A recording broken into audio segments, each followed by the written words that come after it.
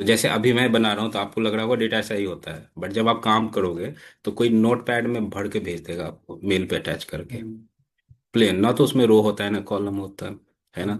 कई बार सिक्वल से या CVS file, CSV file download करते हैं हम, है ना। वो जानबूझ के किया जाता है, क्योंकि जो बड़ा वॉल्यूम का डेटा है उसको अगर एक्सेल फॉर्मेट में अरेंज करेंगे तो उसकी साइज कई गुना बढ़ती है ना। कि अब मेल पे तो कोई 20 MB ही भेज पाएगा ना।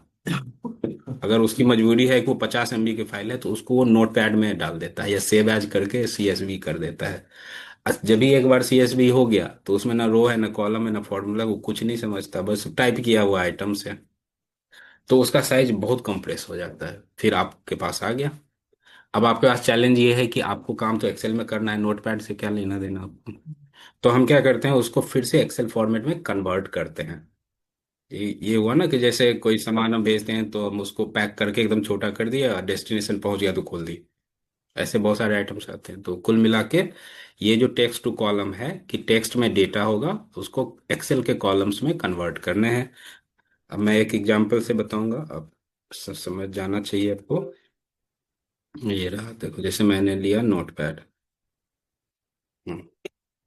अब मैं कहता हूँ नेम, अभी नोटपैड है ये, सिटी अमाउंट, ठीक है।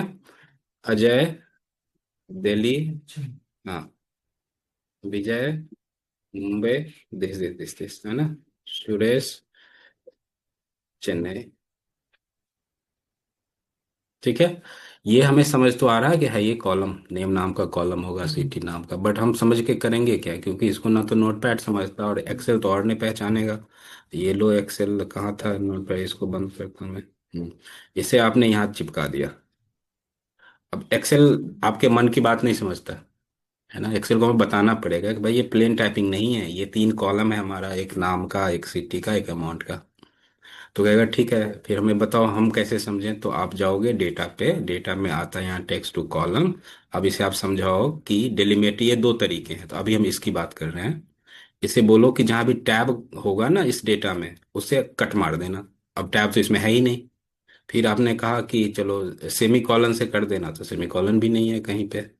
फिर कॉमा, देखो जब भी कॉमा हुआ ना इसने पकड़ लिया। अब इसके पता लग गया कि जहां जहां कॉमा लगा है ना वहां से हमें अलग अलग कर देने हैं। बस कुछ ऐसे और भी हैं, आपको जो भी जरूरत लगे। नेक्स्ट, फिनिश, अब उसने आपको अलग बना दिया। बेसिकली एक पैटर्न होना चाहिए इसके बीच में। कोई उसमें यूनिक, हाँ पैटर्न आप बोल सकते हो, आइडेंटिफायर होना चाहिए जहां से हम एक्सेल को बता सकें